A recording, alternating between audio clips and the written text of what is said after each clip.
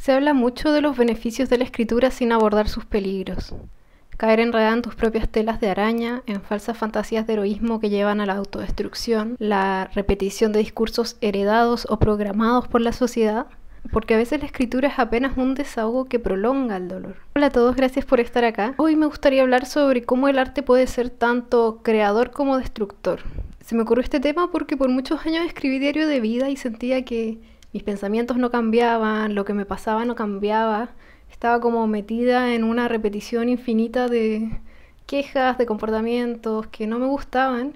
Y sí se habla mucho de que escribir es sanador y sobre todo últimamente ha habido una moda en torno a eso, pero yo me daba cuenta de que en mí no tenía ningún efecto. Yo sí creo en la escritura como una manera de sanar, pero creo que hay formas de hacerlo que realmente pueden integrarte y otras formas que pueden ser incluso puede ser peor que escribas. Y creo que una serie que muestra este problema de una manera brutal es Sharp Objects o Heridas Abiertas, una serie que protagoniza Amy Adams, es de HBO del 2018 y está basada en un libro de Gillian Flynn. La protagonista es una escritora, es una periodista, y a pesar de que ella es profesional de la palabra, no ha podido solo escribiendo olvidar su pasado o cambiar o salir de esos dolores que tenía de infancia. Y esta serie logra transmitir lo que ella está sintiendo de una manera muy física.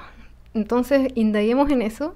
Yo en general no veo ese tipo de series porque son horribles, no puedo ver cosas feas en general, de suspenso, de terror, no veo eso. Y incluso cuando vi esta, soñé que una mujer me decía que yo estaba loca y yo le respondía que no, pero por lo menos lo interesante fue que tuve esos sueños y pude ver qué miedos había en mí. Sí, es una serie que puede remecer mucho, realmente no sé si la recomiendo, pero va a ser bien interesante analizarla para hablar de lo que más me interesa en este podcast, que es la creatividad, que es nuestra relación con el inconsciente, con hacer un arte que realmente sea sanador. Entonces quería partir pensando en cuándo la palabra no es suficiente, cuándo no expresa lo que el cuerpo necesita decir, lo que profundamente queremos explicar. Porque dicen que el inconsciente está en el cuerpo y cuando pasan cosas fuertes, cosas que rompen con la realidad que conocemos o que podemos nombrar, hay un área en nuestro cerebro que deja de funcionar, se apaga y esa área está ligada al lenguaje. Hay una teoría muy popular que se llama la teoría del cerebro triúnico,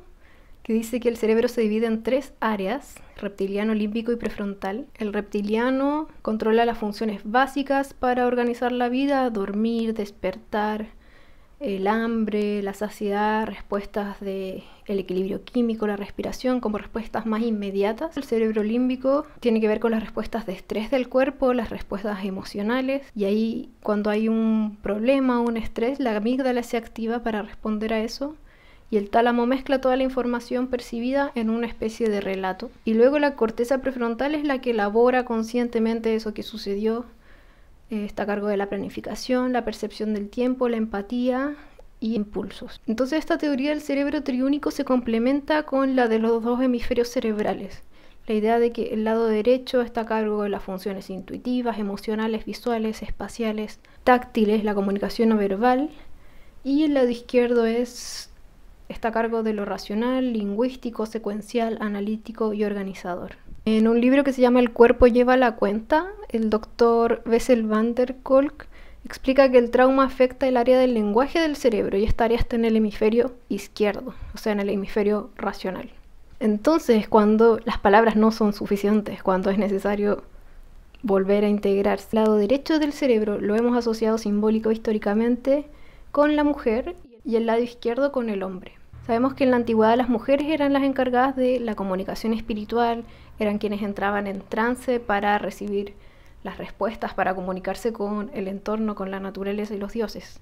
Y obviamente en ambos sexos están estas dos áreas, la idea es generar una integración, generar una complementación. Y a grandes rasgos uno podría decir que nuestra cultura ha sido conducida por el hemisferio izquierdo, ¿no? Es una cultura que tiende más hacia el orden, la disciplina, los valores masculinos, las virtudes masculinas. Y de ahí es que las ideas del progreso han superado las ideas del cuidado de la tierra, de la maternidad, de la protección, como que ha habido una primacía de lo masculino. Ahora, en la serie vemos que la primacía es del hemisferio derecho y de un hemisferio derecho totalmente desbordado. Y por eso nos damos cuenta de que a Camille, de que nuestra protagonista, le pasan cosas raras desde el principio. Ve personajes que después desaparecen, siente pinchazos en su cuerpo, le aparecen muchas palabras en todas partes, como que el mundo quiere comunicarse con ella. Y sabemos que el hemisferio derecho almacena los recuerdos sonoros, táctiles, olfativos, las emociones que evocan un recuerdo, y eso es lo que Camille nos transmite. Todo lo que se ve como repeticiones de escenas del pasado, flashbacks,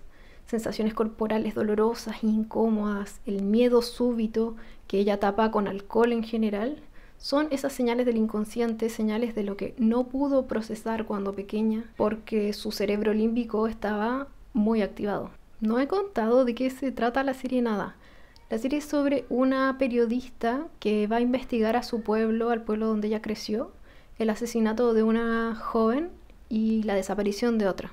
Son adolescentes. A través de esa búsqueda, ella va reconectándose primero con sus raíces, las raíces de su pueblo, con las costumbres, con personas que había dejado de ver hace muchos años, y va descubriendo la verdad de lo que había pasado en su infancia, con una hermana que también murió, con una madre muy fría y en un pueblo que parece haberse quedado en el pasado. Y como decía Camille, evade todo eso que pasó y que no pudo procesar con alcohol, pero uno ve que sigue estando en su inconsciente, y por eso su jefe, que también es su amigo, le pide que vaya a hacer esa búsqueda, como por fin se enfrente a todo esto que está evitando para poder vivir de una manera, no sé, más adaptada, más tranquila. Y ella se resiste por lo menos 3 veces, porque sabe que no es tan bonito lo que va a encontrar. Entonces quiero llamarle escritura del hemisferio derecho a esta escritura del inconsciente. Para mí, y bueno, para Hélène Cixous también, justo la toma como ejemplo, pero para mí una escritora maravillosa y que hace esto de una manera, no sé, fascinante, es Clarice Lispector. Para mí es una de las escritoras del hemisferio derecho más hermosas, y ella tiene una frase que dice: el prepensamiento es el pasado inmediato del instante. Pensando esta frase, creía que el prepensamiento justo son esas sensaciones, lo que está antes del pensamiento es lo que inmediatamente tu cuerpo sabe antes de que tu mente lo procese, de que tú te des cuenta de lo que estabas sintiendo. Es una respuesta celular más inmediata antes de ponerle nombre a las cosas. Y la escritura se origina en un prepensamiento. La creatividad, la intuición surge antes de que la palabra sea capaz de nombrar lo que pasa. Y es una escritura hermosa pero caótica muchas veces, y que te puede llevar al sinsentido o acercarte al miedo de perder la razón, porque ya no tienes límites, ya la palabra es un límite. Y el modo en que estas escritoras juegan con el lenguaje deshace los límites, es como pura agua. También es una escritura muy vitalista que te lleva a experimentar cómo es estar viva, pero en un punto que es tan amplio, tan abstracto, que deja de ser humano de cierto modo. Y ahí también vemos este valor de la escritura del hemisferio derecho como potencial creativo y potencial destructor, como potencial de perder los límites, de no poder nombrarte, no poder explicar lo que está pasando realmente, y como potencial creativo es la infinita capacidad de describir la experiencia humana y todo lo que uno está sintiendo. O sea, son escritoras muchas veces súper prolíficas porque encuentran millones de maneras distintas de explicar lo que les está pasando. También pueden ser escritores. Y el arte justo tiene esta doble moral de que una experiencia estética te puede aniquilar, te puede aterrar, pero también es porque te acerca a lo real, a lo sagrado. Yo creo que está claro que en un nivel más bajo del arte o de la escritura se puede llegar a estetizar el dolor. Entender que eso que te aniquila, que te parece sublime, en realidad es una manera de ocultar lo que realmente está pasando. Una verdad que puede verse muy bonita, pero lo que está pasando no es sano, no es deseable, es destrucción. Y cuando algo que nos parece bello, deseable, lleva a la autodestrucción, muchas veces es señal de trauma. En la novela, Camille explica: soy una cortadora, ¿sabes? Soy un caso muy especial. Tengo un propósito, mi piel, verás, grita. Está cubierta de palabras: cocinera, cupcake, gatita, rizos. Como si un niño de primaria armado con un cuchillo hubiera aprendido a escribir sobre mi carne. Entonces Camille, como nos dice y como descubrimos un poco más adelante en la serie, tiene todo el cuerpo con palabras, cuerpo con autolesiones. Y para mí es una metáfora, de nuevo, no sé si muy hermosa o muy terrible, de cómo las palabras que nos dicen cuando niños nos modelan realmente, físicamente y psicológicamente. Nos afectan, nos cambian, quedan en nosotros. Y también creo que esto muestra que la protagonista no ha terminado de desarrollar su personalidad independiente de su madre, de todo lo que le dijeron cuando niña, de su pueblo, de las heridas que tuvo. Bessel van der Kolk dice que la gente pierde la percepción del tiempo y permanece atrapada en el momento y sin una percepción del pasado, del presente o del futuro.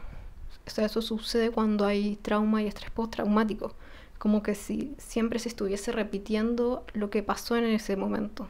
Y además el doctor dice que nuestra sensación de yo depende de ser capaces de organizar nuestros recuerdos en un todo coherente. Y aquí claramente la escritura en el cuerpo es una manera de tratar de generar coherencia interna, tratar de generar organización, pero es un intento fallido porque se está lastimando. Es un intento por anclarse en su cuerpo, pero desde haber aprendido el amor como dolor, el amor como sufrimiento. También se puede ver eso cuando en el capítulo, creo que es el capítulo 4, tiene una especie de cita macabra con el policía en el bosque y le va contando un montón de anécdotas horribles de lo que había pasado en el bosque, de lo que le había pasado a otras mujeres ahí.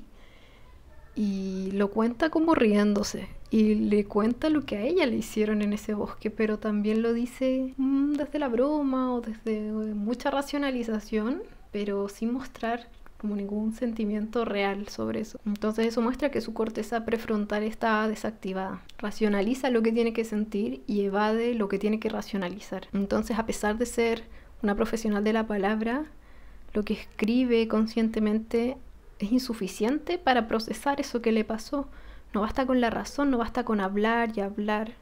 Y por eso es tan valioso que su jefe la impulse a ir a investigar este caso. Porque tiene que profundizar en su psique, tiene que indagar en su inconsciente para hilar las pistas que le están dando y encontrar otra forma de escribir. Esta manera de investigar, una manera que es del hemisferio derecho, yo también la llamo leer grietas, porque el recuerdo se percibe como huellas sensoriales aisladas, imágenes, sonidos, sensaciones físicas que van acompañadas de emociones. Entonces, la actividad en el cerebro límbico te hace leer todas estas percepciones, todas estas sensaciones y sobreinterpretar, porque es un cerebro que está demasiado sensible a todo lo que le pasa. Todo es una señal. No sé si han estado en ese estado de hiperalerta, donde uno ve una cosa y cree que todo tiene relación con todo. Le encuentras como 5 patas al gato, como que todo es una señal. Como espectadores también nos pasa eso al ver la serie. Estamos súper atentos a lo que va a decir la hermana, a lo que piensa el policía, que si es bueno, si es malo, no sé. O también la música y las palabras que aparecen entre medio, en el vidrio. Todo es una pequeña señal que te va acercando al asesino, a cuál es la respuesta. Y al final, cuando uno entiende todo lo que pasó, se vuelve muy obvio, como que todas las pistas estaban ahí. Es interesante porque se recrea lo que le estaba pasando a Camille. Camille ya sabía lo que su mamá le hacía a su hermana, porque se lo había intentado hacer a ella misma. Pero como su tálamo estaba averiado, no logró unir todas esas pistas hasta el final, hasta que ya fue demasiado evidente, demasiado claro. Entonces la escritura del hemisferio derecho también es una forma de leer, pero una forma intuitiva. Una manera de interpretar el mundo, pero sin seguir necesariamente la razón. Porque la razón le diría, mira, tu mamá es una persona súper valorada en la sociedad, una persona que tiene una empresa, que es respetada, pero las sensaciones, el cuerpo, las emociones, lo que a ella le dicen es: alerta con esta señora, tienes que irte de aquí, estás en peligro. Entonces la intuición también es una manera de investigar. Aprender a leer símbolos es una manera de generar un conocimiento que no es necesariamente racional, pero sí es válido y sí es real y es necesario tomarlo en cuenta. Le podemos llamar también escritura femenina por esta relación que tiene con tradicionalmente cómo se ha entendido lo femenino, porque es una escritura sumida en la interioridad en la pura subjetividad, en la autorreflexión, en el arquetipo de la Virgen también, que es estar tan completa, tan perfecta, tan unida, que no necesitas a nadie para ser fecundada. Es como que basta tu propia interioridad, tu razón, para darle sentido al mundo. Ahora, cuando no hay un contrapeso del hemisferio izquierdo o de la realidad más objetiva, puede caer en mala interpretación, en entender algo incorrecto, en de nuevo estar sobreestimulada por sensaciones o símbolos que quizás era algo totalmente casual y mundano, no significaba nada. En su mejor versión, esta manera de leer, de aproximarse al mundo y la manera del hemisferio derecho es dejarse llevar por la intuición, tener una mirada holográfica de las cosas, una mirada integral, conectada, donde unes tus sensaciones con la realidad, con la información que recibes. Puedes entrelazar lo semejante. Ahora, ¿cómo se muestra el desbalance del hemisferio derecho en esta serie? Se expresa en un exceso de lo femenino, simbólicamente hablando. Entendiendo, como dije antes, que tradicionalmente se asoció a la mujer con la naturaleza, y puede ser que la naturaleza sí es muy linda, es muy mágica, cíclica, pero también es sobrenatural, es destructiva, inesperada, tormentosa, así como nuestras emociones. Entonces puede llevarnos a experiencias místicas, maravillosas, divinas, hacer actos de bondad muy bellos con otras personas, pero también puedes destruirlo todo. Puedes destruirte a ti misma, hundirte en depresión o tener ataques de rabia. Entonces es como un gran poder que está ahí en el hemisferio derecho. Y este desbalance ético que te puede llevar a actuar de mala manera, a desquitarte con otras personas, también tiene un paralelo estético que va a expresar esta primacía de la naturaleza, del caos, sobre la cultura, el orden. Y en la serie se muestra como mujeres en su versión tóxica, en su versión loca, destructiva. Lo podemos ver también en el lujo excesivo, en la mansión de la madre, en todo ese, el empapelado hermoso, las apariencias, el maquillaje. Ella siempre está perfecta, con una ropa de lujo carísima. Ahora llega a dar asco, yo creo, que el piso de la pieza de la mamá sea de marfil, porque claramente viene de una crueldad contra los animales que es brutal. También podemos verlo, bueno, este cuidado por mantener las apariencias que lleva hasta la estetización del funeral de su primera hija, como que todos dicen es un funeral perfecto, como un funeral de tele, y que en el fondo estaba tapando lo que la mamá le hizo a esa niña. También el que las niñas asesinadas aparecieran con las uñas pintadas y los labios pintados apunta a esta hiperfeminidad que no deja lugar a la individualidad, porque las niñas ya no se parecían a sí mismas. Y esa es una de las pistas que Camille descubre, porque es lo que ella percibió también cuando era adolescente, que no se le permitía explorar, ser una niña libre, hacer lo que quisiera con su ropa. La mamá las mantenía con la ropa que ella quería, como muñequitas. Entonces las asesinas imponen sus ideales a la fuerza, estos ideales de hiperfeminidad.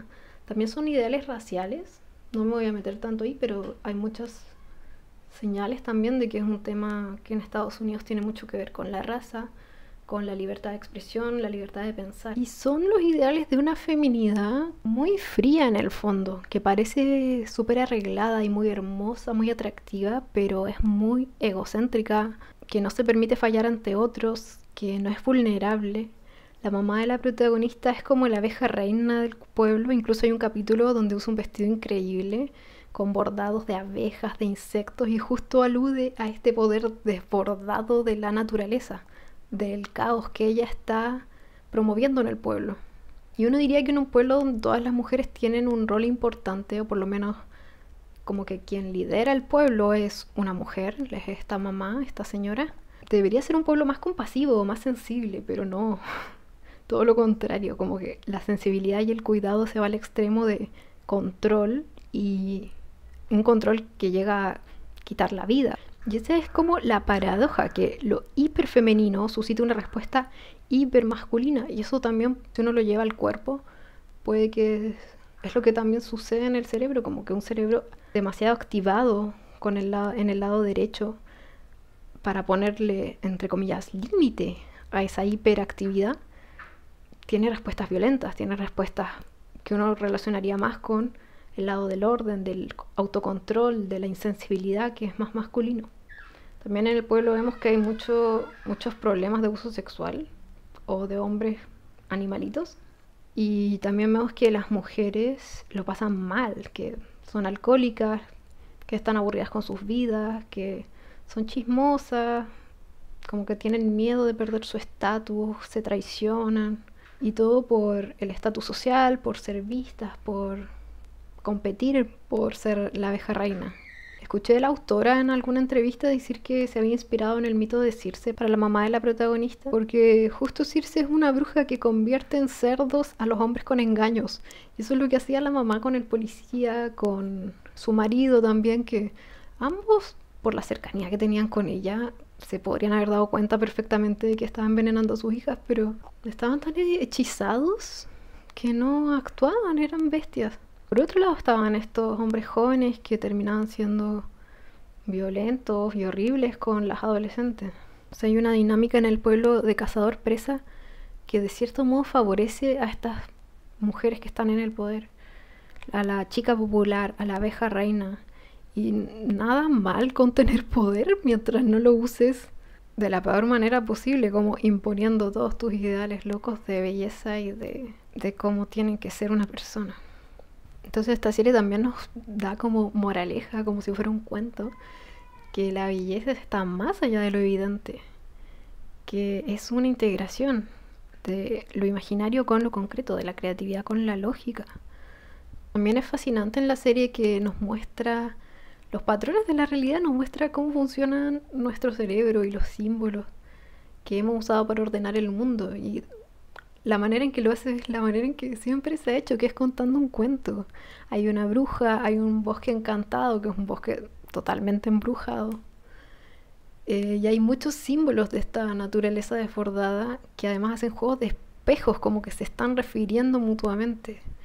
La casa es un reflejo de lo que pasó en el bosque. La casa incluso tiene este empapelado precioso de un verde muy parecido al verde que después uno ve en el bosque. Y en ambos lugares pasan cosas horribles.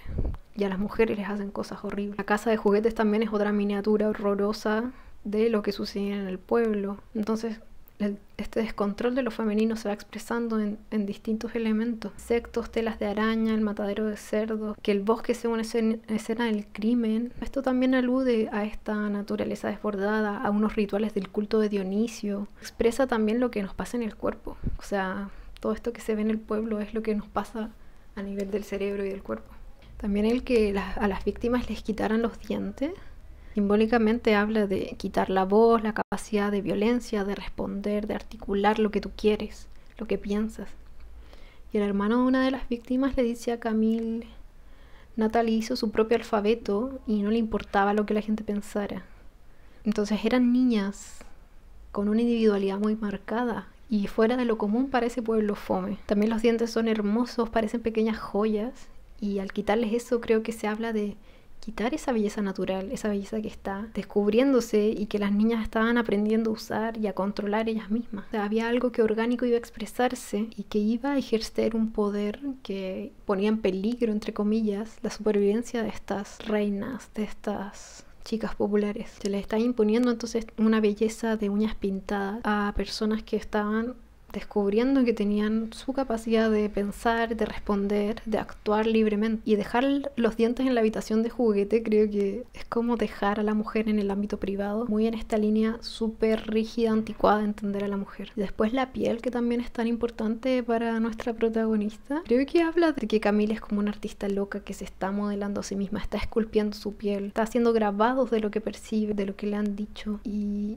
que también expresa visiblemente lo que le pasó a ella, a su alma, el daño que recibió, como una llamada de auxilio y una forma de autoexpresión, pero que no la estaba sanando, como dije al principio, porque el verdadero arte sana, pero en este caso su arte es un grito, como ella misma decía en esta cita del libro. Ahora, la piel es el órgano del afecto, es la primera comunicación que un bebé recibe de su mamá, de su familia, es el tacto. Y algo interesante también que aparece ligado a la piel es la imagen de la araña o de la tela de araña, porque su piel Pareciera que lleva una tela encima, un bordado.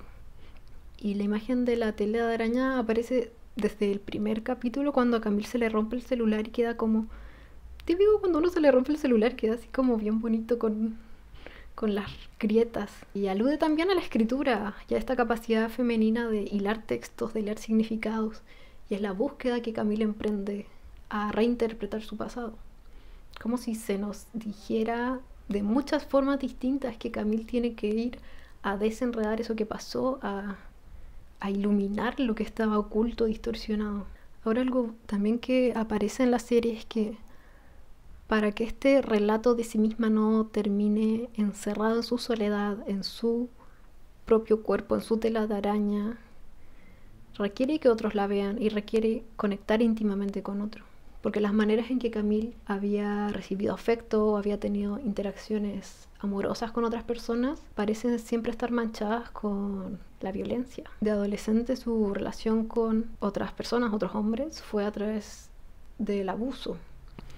También había pornografía en esta cabaña donde jugaban. O sea, lo que conoce es una masculinidad dominadora, envenenada. Y en la serie casi todos los encuentros sexuales que tiene son intervenidos como por imágenes muy fuertes de sexo violento, feo. Bessel van der Kolk justo dice que las víctimas de abusos sexuales en la infancia pueden anestesiar su sexualidad y luego sentirse profundamente culpables al excitarse con sensaciones o imágenes que les recuerden a los abusos. Y eso lo explica. Yo no entendía por qué aparecían estas imágenes tan horribles cuando Camille trataba de vincularse con una persona. Y eso era que seguían apareciendo estas imágenes fuertes que aprendió desde chica. Pero todo cambia cuando tiene un encuentro sexual con el hermano de una de las víctimas. Yo dije al principio, pucha, se estaba llevando bien con el policía, podrían haber tenido una relación y ella lo engaña. Pero después entendí que esta relación que tiene con el hermano de una de las víctimas es súper importante porque están vinculándose muy honestamente y de lo que ambos estaban sintiendo, como que ambos estaban en un momento súper vulnerable de duelo. A él estaban a punto de arrestarlo y los dos estaban ebrios, pero como que se permiten ambos ver sus heridas, como ser súper vulnerables entre ellos y honestos. Y sabemos que este chico, el pueblo sospechaba mucho de él, de que él podía ser el asesino porque lloraba, porque estaba genuinamente triste, porque su hermana estaba muerta. Y todas las señoras y los hombres pensaban que él era el asesino por tener sentimientos. Entonces es un hombre distinto al estereotipo de hombre de ese pueblo, de hombre más bruto o embrutecido. Y al encontrarse con él, como que Camille se permite ser leída, y literalmente eso es bien bonito. Él lee las palabras que están marcadas en su cuerpo y cambia su fisiología, cambia la manera en que se relaciona con sus propias sensaciones corporales, pero es porque por fin alguien le mostró que podía ser querida y deseada así como era, como que podía percibirse a sí misma con amor porque otro la vio con amor. Y claramente el camino de recuperación no va a terminar ahí, pero ya es súper importante de haber tenido como un contacto sano con otra persona y desde esta plena vulnerabilidad y desde un intercambio, desde un intento mutuo por salir de esa tristeza. Junto con esta relación de pareja, las relaciones entre las mujeres son fascinantes en la serie. Las relaciones madre-hija, las relaciones entre amigas, entre hermanas. Porque Camille está súper cómoda con las hermanas, ya sean biológicas o no. Disfruta ser la hermana mayor de Ama. Disfrutó ser la hermana mayor de esta hermana chiquita que murió. También de su amiga de la residencia, una vez que fue a internarse por sus autolesiones. Se hizo amiga de una chica un poco más joven que ella. Pero todas esas relaciones terminan de una manera muy trágica, muy horrible. Es como si siempre se le estuviera repitiendo el patrón de ser la hermana mayor de alguien y después ese alguien le sucede algo horrible. Creo que el patrón también está ligado a la palabra con ella. Cuando es pequeña, el problema de no hablar, de no poder decir lo que le estaban haciendo a su hermana menor. Cuando la chica de la residencia se suicida después de una conversación que tienen con ella, la chica le pregunta si las cosas mejoran con la familia cuando uno crece, cuando uno es mayor como tú, y ella le dice que no. Y entonces, ¿qué haces?, le pregunta a la chica. Sobrevives. Y después de eso esta chica toma cloro y se muere. También tiene que ver con la respuesta que le dio Camille. Y obvio que no es su culpa que haya tomado esa decisión, pero de nuevo como que el poder de la palabra para esta personaje es súper importante en su vida. Y después, cuando escribe el artículo final del caso, cuando ya el tema con la mamá se reveló, cuando fue arrestada, pareciera que todo concluyó armónicamente y ella dice que se va a dedicar al cuidado de su hermana. Pero después descubre quién era su hermana y como que la brutalidad de la naturaleza vuelve a aparecer. Entonces hay una intuición muy bonita en buscar ser madre en Camille, o buscar cuidar a otras mujeres para sanarse a sí misma. Pero quizás estaba poniendo su valor en ese cuidado en vez de observarse a sí misma, observar lo que realmente estaba pasando. Entonces cuidar también puede ser una distracción. Y después de la decepción de descubrir que su hermana era una psicópata, y de que las palabras, de que la narración más honesta que creó se volvió a rasgar, ¿qué queda? Aunque esa era mi pregunta al final, ¿qué le queda después de que de nuevo se le derrumbó el mundo? Supongo que es volverse la persona que es más allá del dolor familiar, de esta fijación con la madre, con el terror, desidentificarse con el linaje de abusos, de violencia de mujeres, y hacer conscientes todos esos errores, toda la crueldad que había en esas formas de, entre comillas, cariño, y de nuevo volver a convertirse en una escritora, volver a organizar el tejido, volver a crear el significado, ahora con un poco más de verdad, más conocimiento. Encontré una frase en Pinterest que me pareció preciosa para este caso, que es: la sabiduría es dolor que ha sanado. Habla de esto que a veces uno puede hacer cuando indaga en su pasado, que es sanar generando un conocimiento que es sabiduría, como conocimiento que después te puede ayudar a ti mismo y puede ayudar a otros a transitar el mundo. Quería compartir esta investigación, esta reflexión. Claramente me obsesioné haciendo esto, porque creo que ser mujer es fascinante, que puedes crear vida, que hay algo totalmente misterioso en cada cuerpo de una mujer, pero también es un poder telúrico, un poder caótico, y que puede alcanzar unos niveles de crueldad terrible, y a veces no asociamos tanto a las mujeres con ese tipo de violencia, pero sí, sabemos que puede ser así. Y también tenemos un nivel de aguante al dolor muy grande, pero también un nivel de sanación muy grande, y creo que eso es lo que al final nos deja la historia de esta protagonista, como que todo lo que le ha pasado al final la va a seguir reconstruyendo, la va a seguir motivando a escribir de su propia vida. Y en la serie podemos ver que los textos son un refugio y también un escondite. Entonces hay que poner atención a ese doble filo de las palabras.